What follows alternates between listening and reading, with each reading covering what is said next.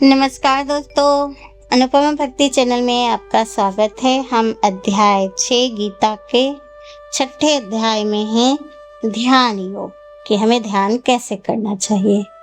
यत्रो परमते चिंतम निरोधम योग सेवाय यत्र चैवात्मनात्मनं पास्यत्रात्मनि तुष्यति सुखमानियंतर्कम यत दुबुद्धि ग्राहमन तीन्द्रियम वेदन्ति यत्र नावचय वार्यम स्थित सचलति तत्वतः सह लब्धाव चापड़म लाभम मन्यते नाधिकम ततः यस्मिनि निस्थो न दुःखेन गुरु मानी विचाल्यते तम विद्या दुःखम संयोगी विनियोगम योगज्ञतम। सिद्धि की अवस्था में जिस समाधि कहते हैं, मनुष्य का मन योग अभ्यास के द्वारा भौतिक मानसिक क्रियाकलापों में पूर्णतः संयमित हो जाता है। इस सिद्धि के विशेषताओं का यह है कि मनुष्य शुद्ध मन से अपने को देख सकता है और अपने आप आनंद उठा सकता है। उस आनंदमय स्थिति में वह दिव्य इंद्रियों द्वारा असीम दिव्य सुख में स्थित रहता है। इस प्रकार स्थापित मनुष्य कभी सत्य से विपक्ष नहीं होता और सुख को प्राप्त हो जाने पर वह इससे बड़ा कोई दूसरा लाभ नहीं मानता है। ऐसी स्थिति को पाकर मनुष्य बड़ी से बड़ी कठिनाई में भी विचलित नहीं होता है। यह निसंदेह भौतिक संसर्ग से उत्पन्न होने वाले समस्त दुखों के वास्तविक मुक्ति है। योग अभ्यास से मनुष्य भौतिक धारणाओं से क्रमशः विरक्त हो जाता है। योग का प्रमुख लक्षण है उसकी द्वारा वह समाधि में स्थिर हो जाता है, जिसका अर्थ यह होता है कि दिव्य मन तथा बुद्धि के द्वारा योगी अपने आप को परमात्मा समझने का भ्रम न करके परमात्मा की अनुभूति करता है। योगाभ्यास बहुत कुछ पतंजलि की पद्धति पर आधारित है। कुछ अप्रामाणिक भाष्यकार जीवात्मा तथा परमात्मा में अभेद स्थापित करने का प्रयास करते हैं। ऐसे अद्वैतवादी इसे ही मुक्ति मानते हैं, किंतु ये पतंजलि की योग पद्धति के वास्तविक प्रयोजन को नहीं जानते। पतंजलि पद्धति में दिव्य आनंद को स्वीकार किया गया है, किंतु अद्वैतवादी इस दिव्य आनंद को स्वीकार नहीं करते, क्योंकि उन्हें भ्रम है कि इसमें कहीं उनके अद्वैतवाद में बाधा न उपस्थित हो जाए।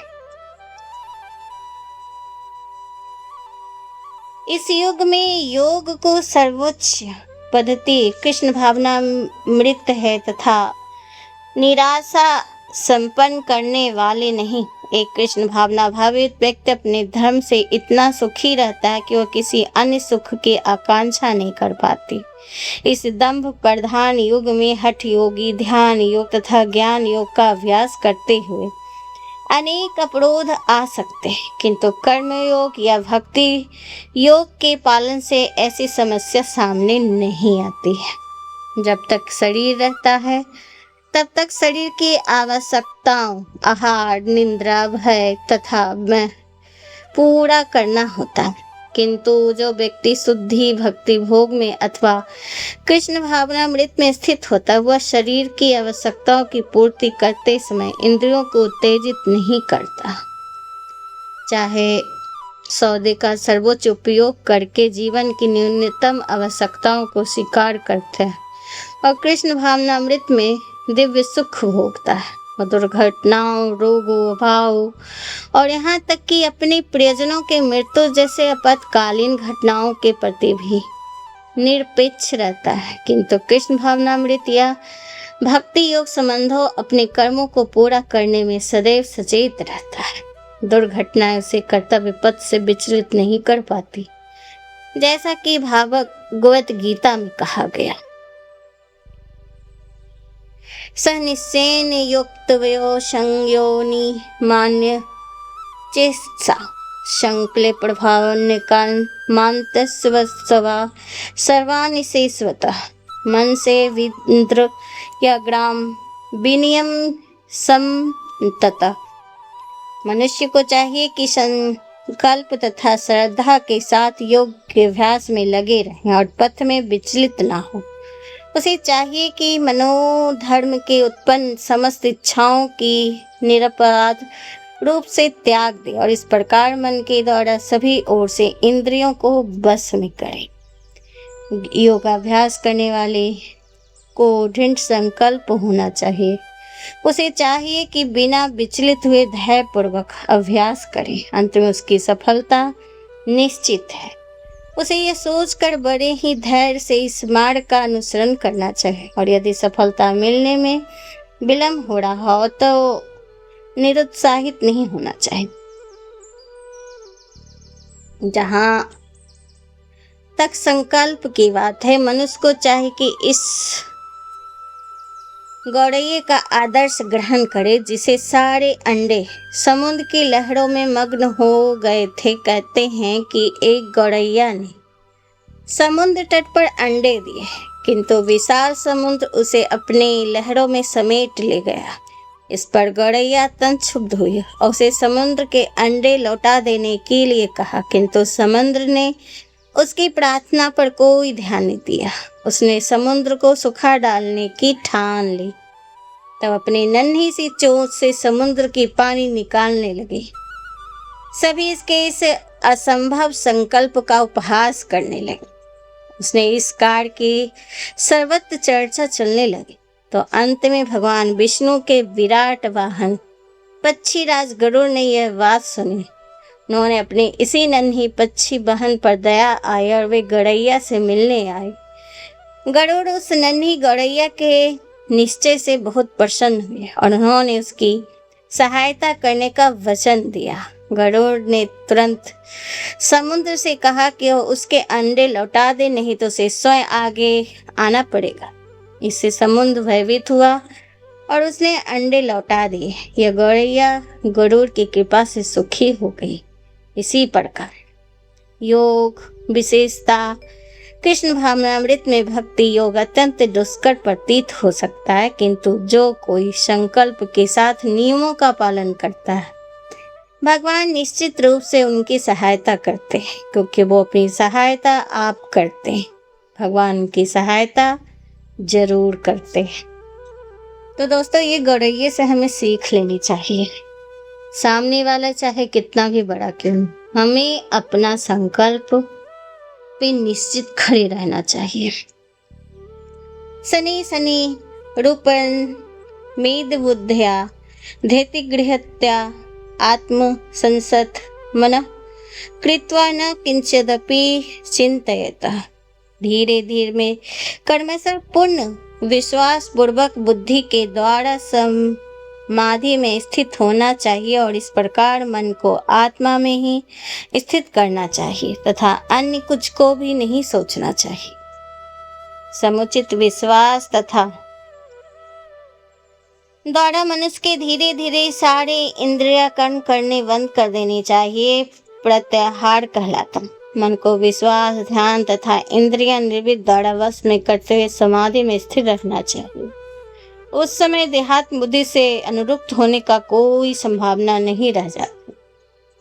दूसरे शब्दों में, जब तक शरीर को अस्तित्व है तब वह मनुष्य पदार्थ में लगा रहता है, किंतु उसे इंद्रिय तृप्ति के विषय में नहीं सोचना चाहिए। यही किसी से नहीं होता है। इंद्रिय की तृप्ति के लिए मन विचलित होता है और कठोर शब्द भी अपने आप वाणी बन जाते हैं।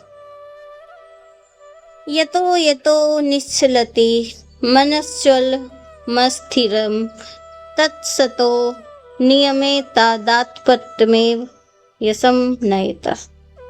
मन अपनी चंचलता तथा अस्थिरता के कारण जहाँ कहीं भी विचरण करता है, मनुष्य को चाहिए उसे यहाँ से खींचे और उसे अपने वश में ला। मन स्वभाव से चंचल और स्थिर है, किंतु स्वरूप सिद्धि योगी का मन को बस में लाना होता है और उस पर मन का अधिकार नहीं होना चाहिए। जो मन को बस में रखता है वह गोस्वामी या स्वामी कहलाता है और गोस्वामी इंद्रियां सुख के मानक से भिन्न होता है। प्रशांसम योनः योगिनम सुखम ज्योतिषांतरजस्य ब्रह्मोत्कल्पस। जिस योगी का मन मोक्ष में स्थिर रहता है वह निश्चय ही दिव्य सुख की सर्वोच्च सिद्धि प्राप्त करता है। रजोगुण से परे हो जाता है, वह परमात्मा के साथ अपना गुणात्मक एकता को समझता है और इस प्रकार अपने समस्त विगत कर्मों के फल में निर्वृत्त हो जाता है। ब्रह्म मुहूर्त का अवस्था है जिसमें भौतिक कल्प से मुक्त होकर भगवान की दिव्य सेवा में स्थिर हुआ जाता है। मध्यति लभते पराम। जब तक मनुष्य का मंत्र भगवान के चरण कमलों में स्थिर नहीं हो जाता तब तक कोई ब्रह्म रूप में नहीं रह सकता। यो त्रैनम समादत्मानम योगी विगत कल्पस सुखेन ब्रह्म संस्पर्शमन्यतम सुखम श्रुते। इस प्रकार योगाभ्यास के नियंत्रण लगा रहकर आत्म संयमी योगी समस्त भौतिक कल्प में मुक्त हो जाता है और भगवान को दिव्य प्रेम भक्ति में परम सुख प्राप्त कराता है। आत्म साक्षात्कार है भगवान के संबंध में अपना स्वाभाविक स्थिति को जानना। जीव आत्मा भगवान का अंश है और उसकी स्थिति भगवान को दिव्य सेवा करते रहना। साथ ही दिव्य नींद को ही ब्रह्म संस्पर्श कहलाता। सर्वभूतस्थ मानम सर्वभूतानि चात्मनि इच्छते योगा युक्तात्मा सर्वत्र समदर्शन। वास्तविक योगी समस्त जीवों मुझको तथा मुझ में समस्त जीवों को देखता है। निसंदेह स्वरूप सिद्धि व्यक्ति मुझ परमेश्वर को सर्वत्र देखता है। कृष्ण भावना भावित योगी पूर्ण दृष्टा होता है क्योंकि परमवीर कृष्ण को हर प्राणी के हृदय में परमात्मा के रूप में स्थिर देखता है।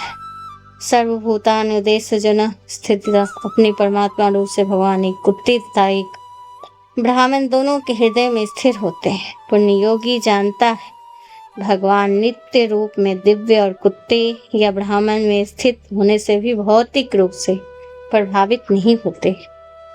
यही भगवान को परम यह जीवात्मा की एक एक हृदय में विद्यमान है किंतु एक साथ समस्त हृदय में सर्वव्यापी नहीं है। आत्मा तथा परमात्मा का ही अंतर है। जो वास्तविक रूप से योगाभ्यास करने वाला नहीं है उसे स्पष्ट रूप से नहीं देखता है। कृष्ण को अस्तित्व तथा नास्तिक दोनों में देखा जा सकता है। पालन करता एक समान दोनों का ही पालन करते हैं, चाहे वो नास्तिक हो चाहे आस्तिक हो। पर जो आस्तिक होते हैं वो ब्रह्म रूप से भी प्रत्येक जीव भगवान की शक्ति मानकर हर एक जीव में भगवान को देखते हैं। भगवान की मुख्य शक्तियां हैं परा तथा अपरा। जीव परा शक्ति का अंश होते हुए भी अपरा शक्ति से बद्ध है। जीव सदा ही भगवान की शक्ति में स्थित है। प्रत्येक जीव किसी न किसी प्रकार भगवान से अपने कर्म फल के अनुसार विभिन्न स्थितियों में रहकर भगवान के दास होते हैं। अपराशक्ति में जीव भौतिक इंद्रियों का दास रहता है जबकि पराशक्ति में वह साक्षात परमेश्वर का दास रहता है। इस प्रकार प्रत्येक अवस्था में जीव ईश्वरिया का दास है और कृष्ण भावना भावित व्यक्ति में यह समदृष्टि पूर्ण होती है। तो दोस्तों आपको ये जानकारी कैसी लग रही है हमें ज़रूर बताइए। अगर आपको सुनने में अच्छा लग रहा है तो प्लीज़ हमें सब्सक्राइब कीजिए, लाइक कीजिए। नमस्कार।